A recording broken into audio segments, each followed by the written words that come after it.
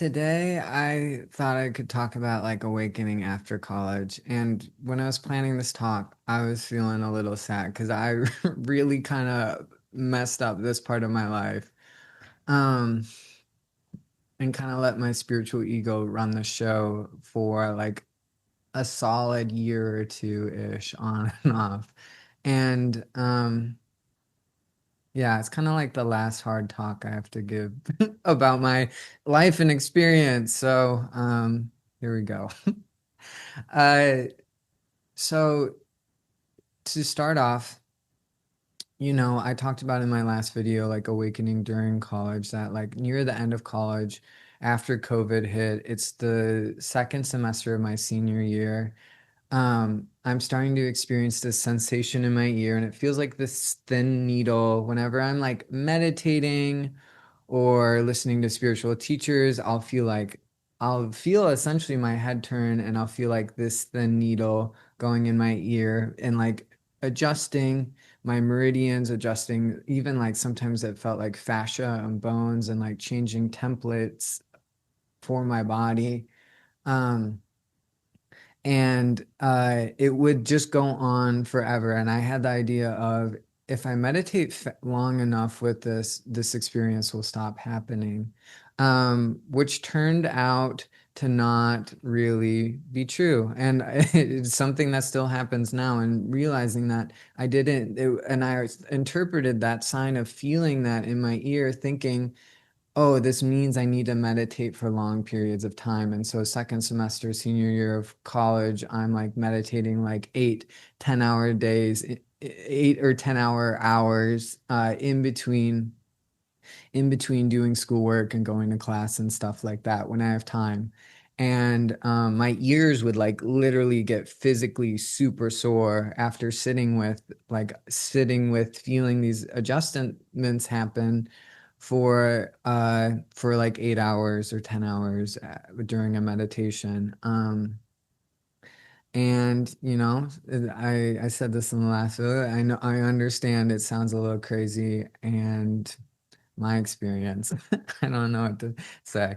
Um, but so that started happening, and so I was meditating super long during my second semester, senior year. All my classes end up being online anyway, so you don't have to go to class as much, and it gives you it gave me a little bit more time to explore that. And then ending up burning myself out by the time of summer and taking a break from that. And then I would still get the sensation, but just kind of like ignoring it. Like so maybe I'd sit with it sometimes, but I wouldn't really go into long meditations like I was in the spring. And in the fall, I'm headed into a master's in social work. And also during kind of like that springtime, I ended up watching a documentary on like Tibetan monks, and they interviewed this Tibetan monk who had sat in a cave and meditated all day, every day, and just like eaten buckwheat flour or something for like 45 years or like 40 years. And when they were interviewing him, it wasn't like I was listening to this enlightened Buddha. It sounded like someone who was like kind of more of like my grandpa's generation, or like kind of sounded like a Donald Trump-esque um as character, like really boisterous, egoic person. And becoming curious of this person, like literally was in retreat in the Himalayan mountains for 40-ish years. And he if anything, he seems incredibly egoic and not very enlightened. And so having that experience, and then having those thoughts, and then not really, and then just kind of ignoring those thoughts is too, because I end up getting really into fasting and meditating in the fall because I ended it. So I go into my social work program in the fall. It's a master's program, and it's COVID, so all the classes are online, and feeling like really done with academia, and feeling like it's a lot of like, school, like psychology degrees, masters, even the master's program, it's a lot of like busy work, writing papers, like 5-page papers every week.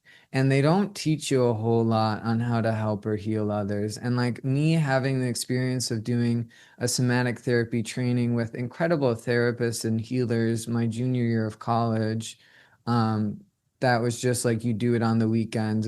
It's and it wasn't part of school. It was just like something that was an opportunity I was given, and so I ended up doing it, and and learning so much about how to work with early trauma and how to regulate your nervous system better, and watching these therapists ask a bunch of client questions about clients they're working with. And seeing real healing happen in real, like, wow, this is how you can help people heal. It's like, and learning somatic therapy and seeing my own profound shifts while going through this training, and people are practicing with me, and feeling deep healing because of that.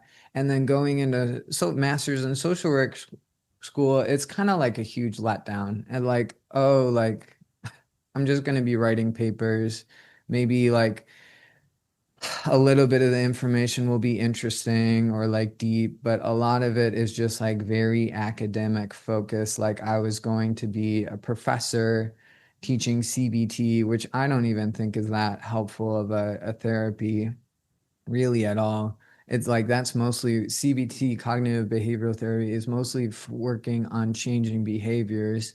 And in truth, we change behaviors when we change how to relate to ourselves, which, you know, cognitive behavioral therapy doesn't always feel like it does the best at highlighting that. And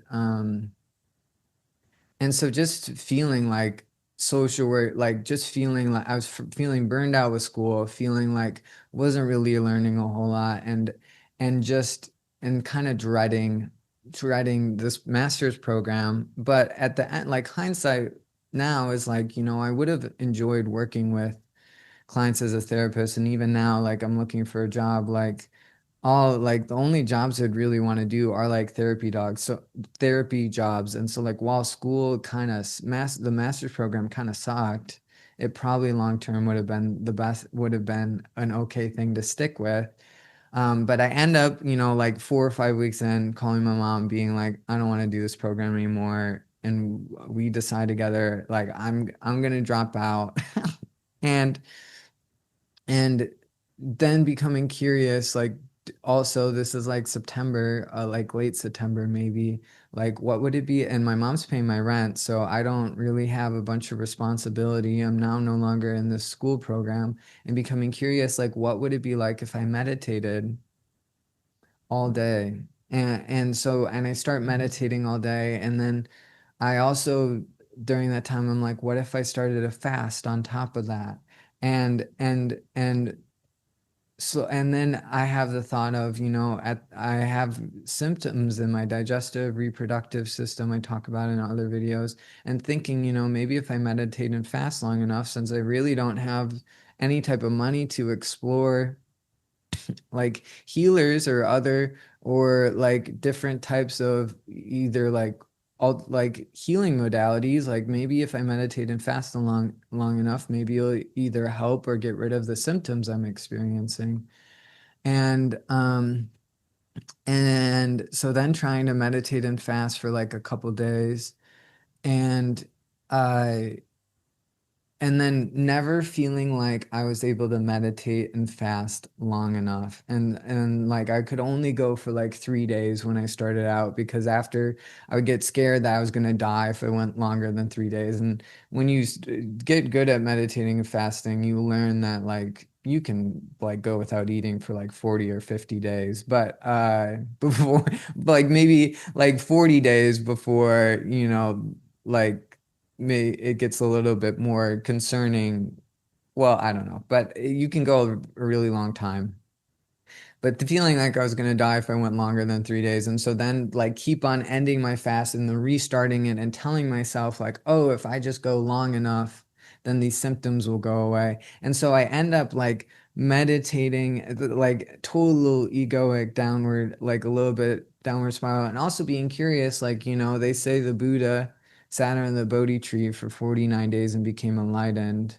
And so if I sit and I feel these shifts in my ears and meditate, and it got to the point where I was like literally trying to drink as little water as possible so I could stay longer sitting in meditation. Um, and so and then also during this time I realized, there was like a time where I was feeling burned out, probably around the 2 week mark. And I started meditating and fasting kind of like end of September. And maybe like early October, starting to feel burned out. And then realizing if you pray on top of meditating and fasting, the prayer kind of takes you away. It reorients your focus from the discomfort you're feeling from being hungry and can pretty much carry you through any experience. And so then I start praying all day on top of meditating and fasting. And so I would have like super heightened experiences of like there's like one dream I'm like where I'm walking through like really high water and there's like these scary elephants I'm seeing on either side of me, and it's like I just have to stay on the path, and then I'm keeping walking on the path, and then there's like elephants celebrating in Lake Michigan, and during that time I live right by Lake Michigan. And so I'd have like really, there's like one point where I was awake and I like felt like I saw the whole map of the universe and with like eyes looking through them at me. And like, so I was having like when you meditate and fast like that, you're going to have heightened experiences. You're going to have like more meaningful dreams. You're like, and even when you do that for prolonged periods of time and start to become less and less grounded, which isn't good, but it is something, I mean, I wouldn't say it's bad either, but it is just something that will happen if you don't give your self time to digest your meditation experiences by taking breaks.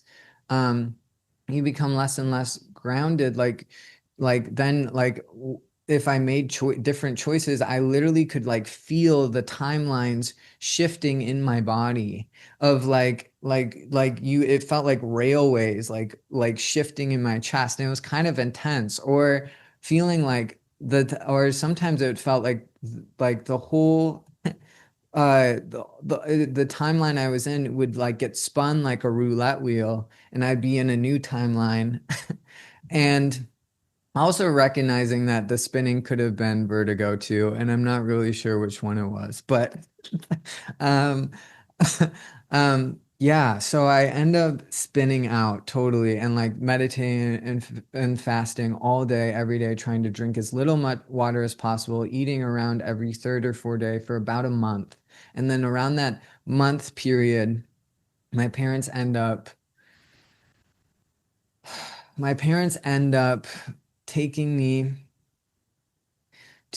my parents end up coming and being like, we're going to take you to the hospital. Like, you're getting too skinny, and we're sending you to the hospital. And, I understand like why they did that. I probably would have just burned myself out of the practice eventually, but they ended up sending me to the hospital. And like a week before they came and took me to the hospital, I had like a vision of me sitting in a hospital bed. And then they told like the doctors any type of spiritual experience I had ever tell them, as they told the doctors that as a way of making me sound crazy. So essentially I end up getting sent to a psych ward. And I was totally spinning out on my spiritual ego, so I can recognize that. And at the psych ward, and even like before I got sent to the psych ward, I had the feeling I was going to get sent to the psych ward even before that happened. And at the psych ward, not feeling like I wanted to stop meditating and fasting, and also recognizing that um that that that they're monitoring my vitals now. And so now I'm essentially have medical assistance to see how far I could push this. And so like the three reasons that kept me going in this kind of like spiral of just like meditating like I'm hardcore. Like I don't show up a lot of times as hardcore, but I'm a little bit of an intense person, and like I really go for things when I want certain things. And So I was really going for this and feeling when I got to the psych ward, like I don't want to stop, and they're monitoring my vitals, and the things that kept me going was this could help heal my symptoms maybe if I just go long enough. And at that point the longest I had gone was like 6 days without eating, but I was like, maybe if I go 2 weeks, that will help get rid of the symptoms. So that was part of it. The second part was like Buddha under the Bodhi tree. Like if I meditate and fast long enough, will I become enlightened? Which I would say now enlightenment isn't a peak, isn't like a point. It's like an endless journey of like higher and higher degrees of enlightenment. And the third thing was I just wanted to see how far I could push it.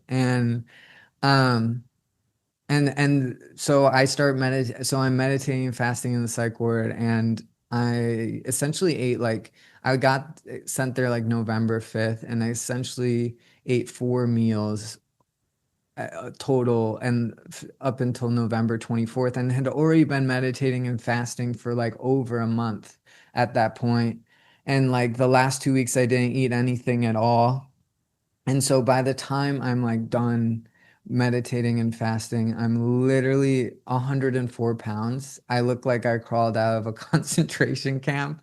And, I did touch into really heightened states where like I like have memories of like my eyes being like blasted open, like and just walking around like this, and like feeling like I could feel my soul move more into my body whenever I wanted to move like whenever I wanted to get up or something, which is a sign that we're really ungrounded. And it did really teach me, that time really did teach me a level of devotion, like being able to like now I incorporate it with my life, which I think any healthy spiritual practice is, can you incorporate it into your life and allow it to deepen your life rather than using it as avoidance to life, which is what I was doing.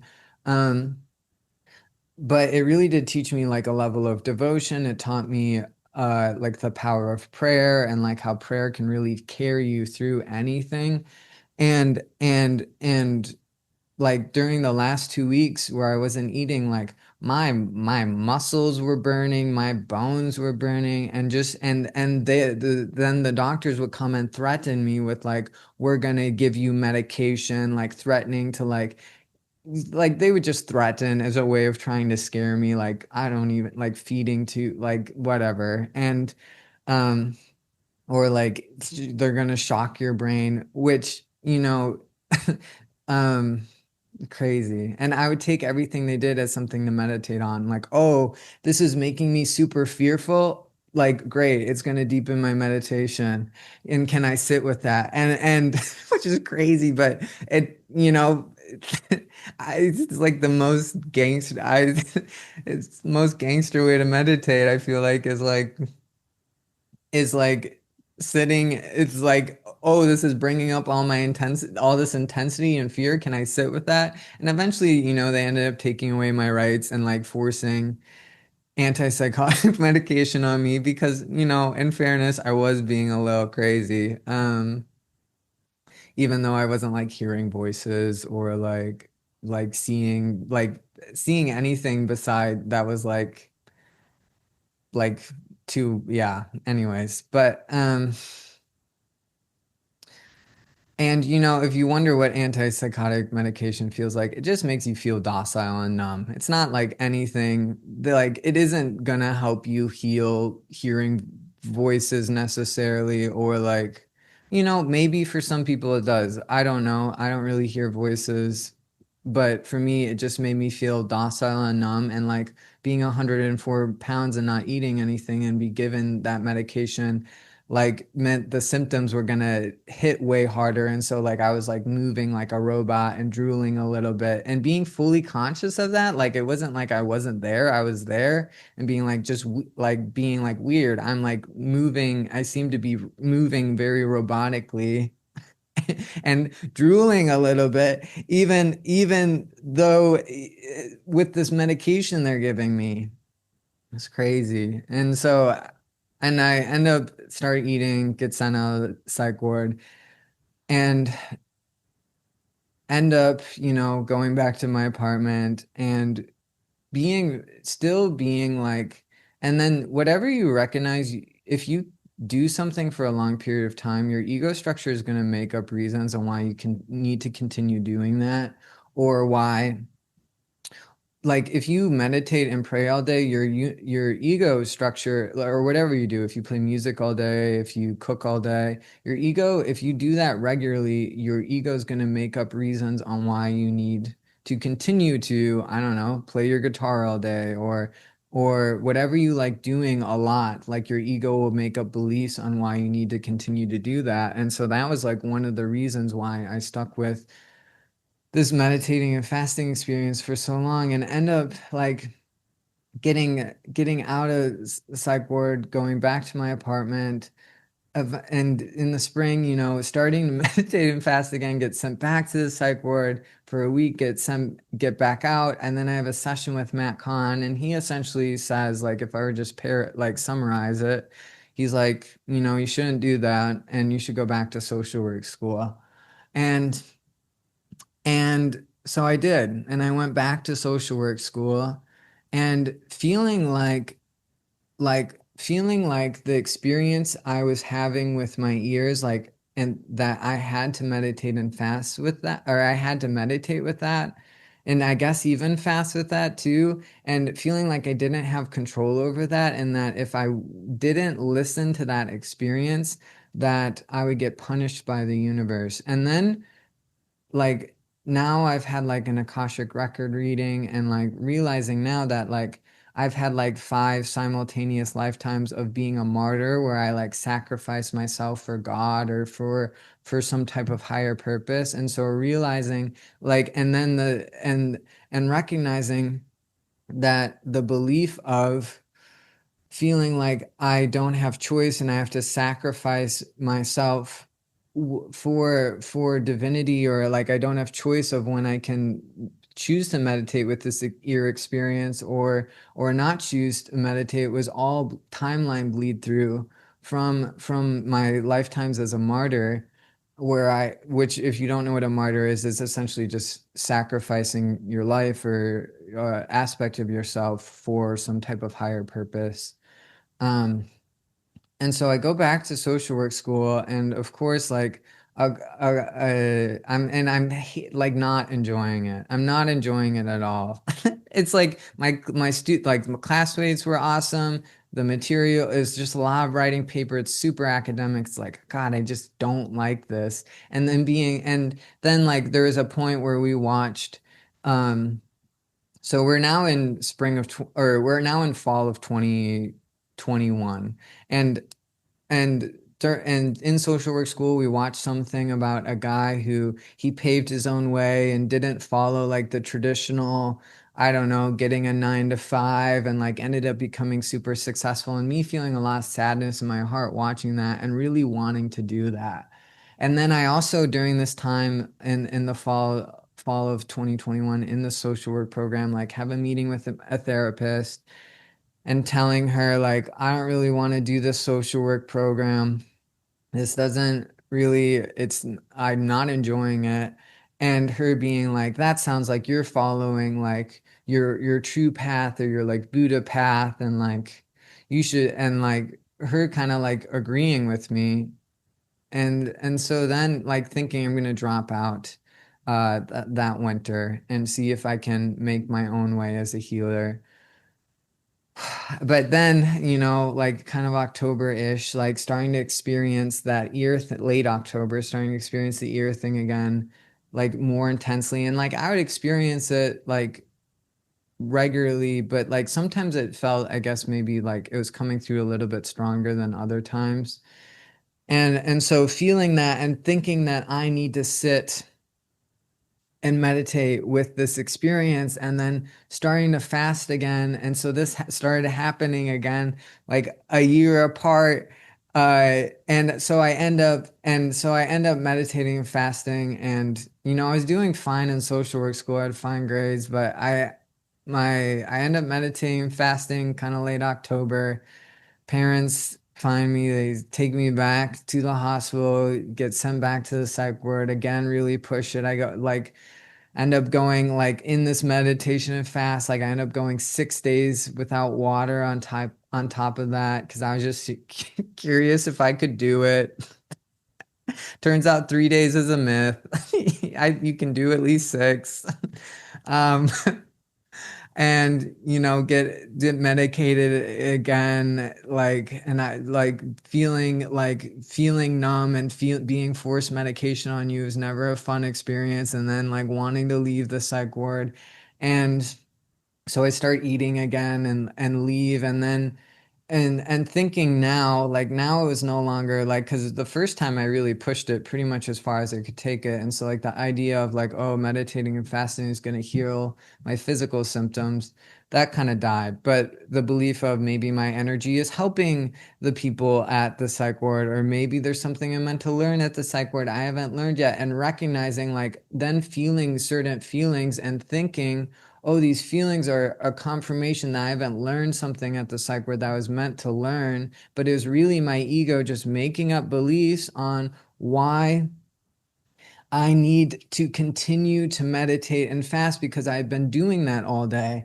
And both time the first time around I gained some weight. I probably gained around 20 pounds. Like the first cycle that I went through, like gained probably like 20 pounds, and then like that summer and starting social work school the second time, I lost pretty much all the weight because I'm vegan and I know how to work out, and so weight hasn't really been like too challenging for me to lose if you just stick with it. And so this second time around, in the hospital, and I get sent out, and I'm having the belief that if I just meditate and that there's something I'm meant to learn at the hospital, or my energy is helping people at the hospital. And also like you touch into like heightened states, I'll feel like if you meditate, fast, pray all day, you're going to feel blissed out of your skull. You're going to feel super peaceful. Life, everything around you is going to start looking more beautiful. But when you come out of those states, they always fade. And if you're doing that every day and not giving yourself time to digest it, it's almost like eating too many blueberries, and eventually your body is going to be all full on blueberries. And if you continue to just eat blueberries, your body's just going to pass them through without absorbing them at all. And so recognizing that if you want to do like a longer, like do Vipassana meditations, but always or if you want to do it on your own, fine. But it would be better to do it probably with a group. And it would be you always need to set a date of when you're going to come out of it, because and really like there's no reason to do longer than 7 days max, because you're hitting a point where your body is not able to receive that much heart energy or that much of a heightened state. And like during the Akashic record reading I did, like they said, like when you have since martyrdom is like been in simultaneous lives, it's a little bit of part of your blueprint. And so when you are sacrificing yourself for what you think is like some type of higher good, your heart opens way more. And like that was one of the gifts, like the two things I really got from it is like being able to sit with, or a couple of things, sitting with discomfort, being able to sit with discomfort, feeling my heart being a lot more open after going through this period of fasting and meditating, than it was before, which I learned in the Akashic record reading I did. And three, learning devotion and learning how prayer is like something that we can do every day, and it will make you feel more peaceful and blissful. And it's not something we need to do while we're meditating. We can just incorporate it as we're walking to go buy groceries, or as we're walking to wherever, or walking to meet up with a friend, which is how I do it now. But learning the power of prayer and how prayer will harmonize you with greater peace, greater bliss, will help you feel more connected to the divine and your intuition. But always taking breaks, because if you're not taking breaks, you're just going to be eating too many blueberries and your body won't absorb the benefits anymore, and you'll just be wasting your time and avoiding your life, which is what ended up happening. And so like for me, and so I end up getting out of the second round, I don't know if I said this, but I was hospitalized literally on the same day, 1 year apart, which I always thought was a weird synchronicity. And like I do feel like I was kind of guided to experience this, even though it was like a total spin out of my spiritual ego. Is like because like the first time around there would be times where like I'm giving up, I'm just gonna watch a movie, and then I would go to watch the movie, and like my Wi-Fi would just not be working, or like and like weird little things like that of like, like kind of seemed like the universe was encouraging it a little. Um, so then thinking like there's something I need to learn from the psych ward that I haven't learned, and I'm now like living with my parents and like and like that spring I end up getting sent to the psych ward like for meditating because I'm going back into a meditation and fast like 4 or 5 or maybe even 6 more times. And sometimes for a week, sometimes for a month, depending on how well I did at holding the fast while there. And like, you know, waste of time. It was a total waste of time. Kind of led to it just made my life a lot harder. Was forced like to take psychiatric medication more and sucked. It totally sucked. It made my life way worse than it could have been. And like thinking about doing this talk and like feeling all the sadness of like life could have been way more enjoyable if I had chosen a different path. But I didn't. And now I can talk about like, Buddha under the Bodhi tree was probably some type of metaphor and not a real and not like you should do that because Buddha did 49 days, I did 60. Sure, I'm like a spiritual teacher, but it wasn't because of that experience.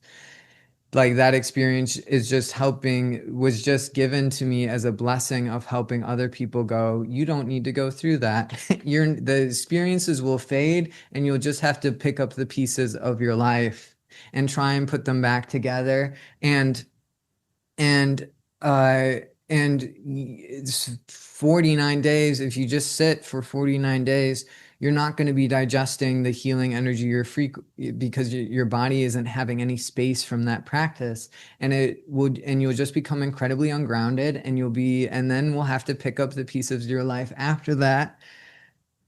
And like after going through the psych ward experiences, like it took like 5 months probably just for me to get my nervous system regulated again, just because like meditating like that is dysregulating when you're not finding balance in your life, and it's like heaven on earth, not avoiding earth and only connecting to heaven, because because then your body's going to be overwhelmed by how much it won't be able to receive all the heaven energy, and it will just make you super dysregulated, disorganized, and having a hard time focusing on anything.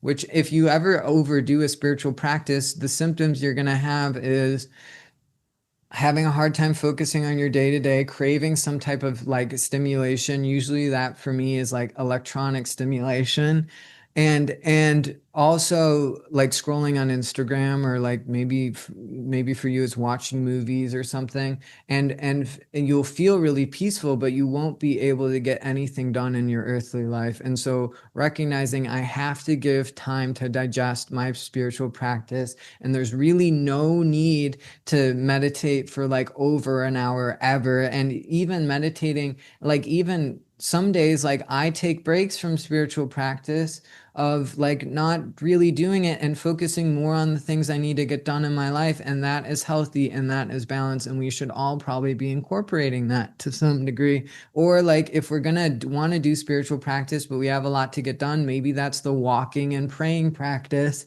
instead of sitting in meditation, because sitting in meditation is great, but what it really teaches you, especially if you're like going in without an intention, is it just teaches you to sit with discomfort. And you're meant to take the ability to sit with discomfort in meditation of, I don't really want to sit anymore, but I told myself I was going to sit for 30 minutes. Like you're meant to take that into your life. And when you feel strong sexual cravings for a person, or you feel like cravings for eating 5 scoops of ice cream that night, like that's the new discomfort of that's why we practice meditation of, I don't need 5 scoops of ice cream. And if I'm eating 5 scoops of ice cream every night, that's kind of like an addiction and not really something that's serving me.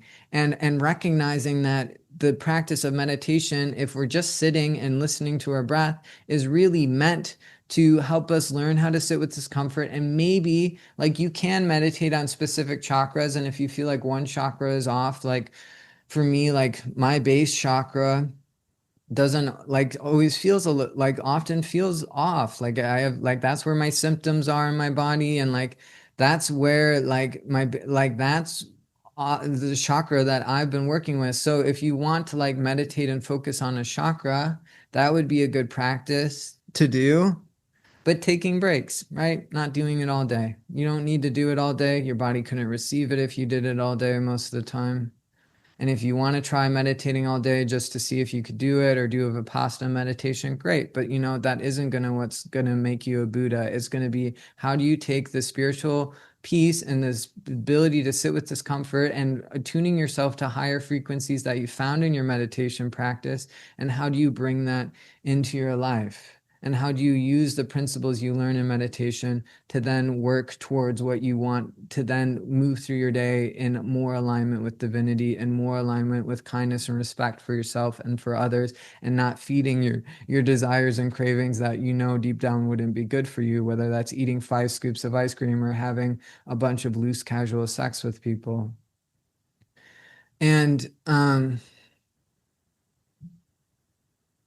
And if we want to set an intention of like, at the very least, if we're just going to meditate and listen to our breath, like you should set the intention of, may every time I meditate it brings me closer to divinity, right? Before you go into meditation, because the intention you set is where you get led. And if you're not setting intention, you're not probably going to be led anywhere. And the third thing I say is like another, if we don't want to focus on a chakra, another way to that would be beneficial to meditate is imagine your body dissolving into the black void of the divine feminine womb. Um, and you just see yourself going into your heart center or going into your womb center until you reach a place that is pure black, and just see your body fully start to dissolve into that blackness. And I use words like, I am now the pure black void. I am now infinite stillness. I am now the deepest black.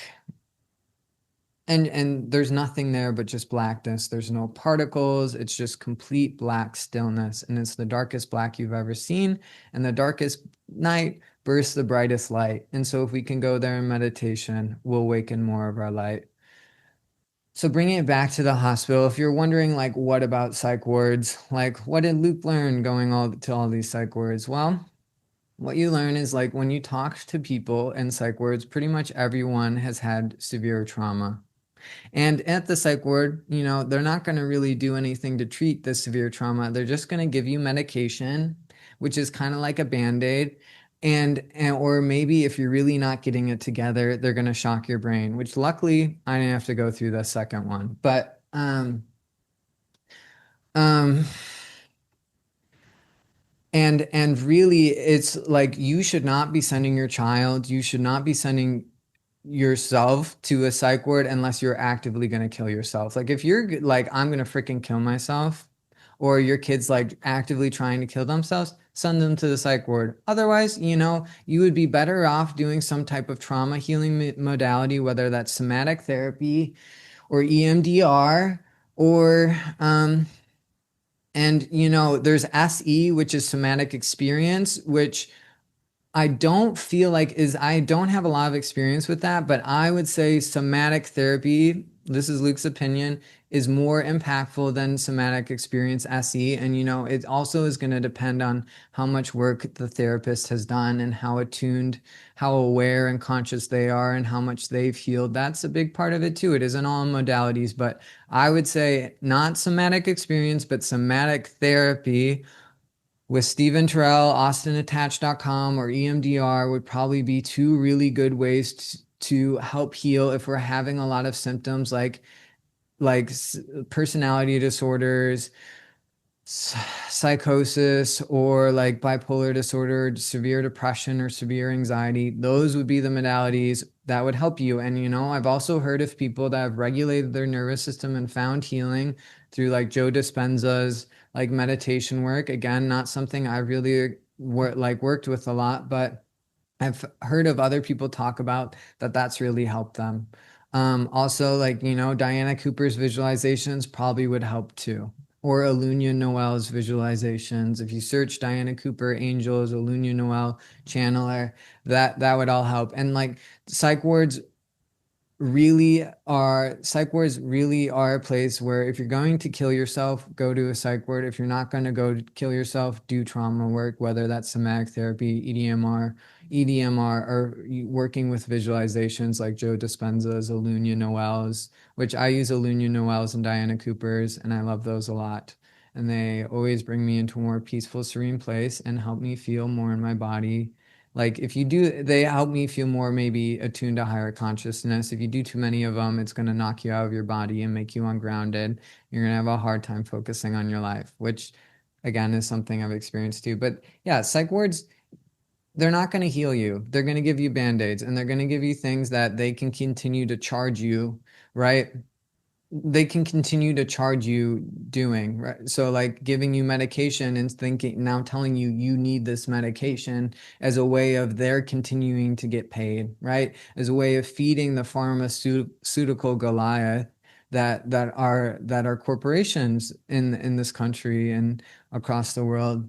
And they're not going to do anything to heal your trauma, and they're not going to do anything that other than treat symptoms, which symptoms are not why symptoms are not the problem, it's the root cause, and the root cause is the trauma you've experienced. And anyone who's you to go to a psych ward and you talk to people, all severe trauma, pretty much everyone you talk to, some type of severe trauma they've experienced. And even like bipolar disorder, like I want to talk about this because I'm not going to say across the board, but generally bipolar disorder is like, let's say we've gone through sexual abuse. And the bipolar disorder we're experiencing is like when you're sexually abused repetitively, your nervous system is getting picked up by the sexual abuse, and then it's crashing afterwards. And then if that happens repetitively enough, your nervous system is going to get stuck in that pattern. And that is what bipolar disorder is most of the time, is like someone's gone through some type of severe trauma, or maybe they were just hit or beat as a kid often, and they are used to being in the elevated state of being traumatized, or their nervous system in fight or flight while they're being traumatized, and over dumping cortisol and stress hormones from going through a trauma experience, and then crashing everywhere afterwards. And if that happens regularly enough, then what ends up happening is your nervous system gets stuck in that state, and you start to experience the elevated state of being traumatized when there's no trauma happening, and then the crash afterwards, which is what bipolar disorder is most of the time. And like they gave me bipolar medication, and like you recognize that like the bipolar medication they gave me gave my body like a tremor for like months after I stopped taking it. And now I take no medication at all, and it wasn't really like I ever really had symptoms. I just didn't want to play by the rules of like not fasting and getting up and doing the groups. And so like they just thought I was crazy, but it was like, no, I'm just working on I think I'm gonna achieve some type of enlightened state by doing this, or gonna learn some golden lesson that I haven't learned yet. And the lesson was, you don't need to do that. That was the lesson for me, is don't meditate that long. Don't meditate, find breaks, incorporate it with your life, and stop using meditation as a way to avoid your life. And it was also like the high levels of heart energy I touched into. And like there is like times where like I would get up and look in the mirror, and I would see golden light glowing out of my eyes, like super, like you touch into super heightened states. And like the lesson was, you can touch into those states by you will learn how to touch in those states without meditating and fasting. And that was just it was a foreshadowing of the states that you will be able to touch into if you can just find balance in your life and find balance with your spiritual practice and continue to work on your spiritual practice and not give up on it, but also not get so absorbed with it that you're avoiding your earthly life. That was the message. And it taught me a bunch of devotion, and it taught me how how blissed out and how beautiful everything can look, and to not get attached to that because those states come and go. And it's not so much about trying to hold that state, but trying to every day attune yourself to that state a little bit more through like a 10-minute meditation or for walking and praying. And if you do that for long enough, that state will become more and more normal to you, and your body will be able to hold it longer naturally rather than binging that state, and your body having no years and years of experience of being able to harmonize to that state for longer periods of time. And so, and any medication they gave me made me feel docile and numb, and didn't really. And I don't have bipolar disorder. I don't have schizophrenia. Maybe it helps some people. I'm not going to say, but if you worked on healing your developmental trauma or your early trauma or your shock trauma or your sexual abuse, and did some type of trauma work, or at least like you would might or did some type of maybe visualizations, although like, yeah, I would say somatic therapy, EDMR, my opinion, might be really helpful to try, um, was actually going to heal root causes rather than just putting band-aids over it. And if you need medication as a way of just helping you function a little bit better, take the medication, but don't use it as an excuse not to do the deeper work of trauma work. Don't use it as an excuse. And if you don't have money for trauma work, at least, look up Alunia Noel channeling and try some of your visualizations and see how you feel. And it doesn't mean you need to stop medication when you start doing those visualizations, but recognizing if I can do something that either harmonizes me to greater healing frequencies, or do some type of trauma therapy healing work, it might start to cure some of my symptoms. And some of the symptoms you might be experiencing might be coming from maybe you have a lot of heavy metals in your system, or you've been exposed to mold for too long. And so not also, or maybe you have some parasites or whatever. And so like I've even read about people who like this, it was called The Brain on Fire. It's a book. You can Google it. And it was about someone who experienced some virus that was inflaming one side of her brain and made her go crazy. And that when they figured out that it was a virus and they treated it with some type of stem cell treatment, she went back to normal. And so becoming curious of, do I need trauma healing work? Can I do some type of connecting to higher healing frequencies through visualization? And can I become curious, have I been exposed to mold for long periods of time? Have I been exposed to heavy metals? Have I been exposed to, is some virus affecting my body and causing inflammation that I might not be fully aware of? And recognizing that, like looking at it holistically rather than thinking Western medicine isn't going to save you, because Western medicine is a business and they're going to try and make money off of you. They aren't going to necessarily heal you. And that doesn't mean that all psychiatrists are evil, and it doesn't mean maybe if you feel better on medication, it helps you function better, take the medication, do whatever you got to do. But recognizing that psych wards really are like mental health prisons, where it's, for a lot of psychiatrists, it's like their control patterns wet dream of like, oh, like I get to decide when this person leaves or not. Like the psychiatrist decides when the patient leaves, and if the patient is not getting better, the psychiatrist can just take that patient to court, which is like a day process. The psychiatrist always wins. and enforce medication on that person or force that person to go through electroshock therapy, and recognizing that, they might not have your best interest in heart, and they might be just doing it to get paid, and thinking that they're helping people when really they're just like blissed out on how much control they have in that job. And so, and not all psychiatrists are evil, but definitely I experienced some pain while at those psych wards. And, some of them probably aren't always the greatest healers. And some of them probably, I watched a documentary on Jonah Hill, psychiatrist, and he was talking about like how if 85% of people ate a cleaner diet and exercise, they would feel better. And I was like, you know what, Jonah Hill, psychiatrist? I was like, you're right. So, they're not all evil, but it's something to be aware of, and if you have a kid, do who's struggling or depressed or bipolar, take them to do some trauma work. Don't send them to the psych ward unless they're trying to actively kill themselves. So, I feel like that is a spot to wrap up on. Hope you enjoyed it. Thanks for seeing my pain. I love you and see you next time. Bye.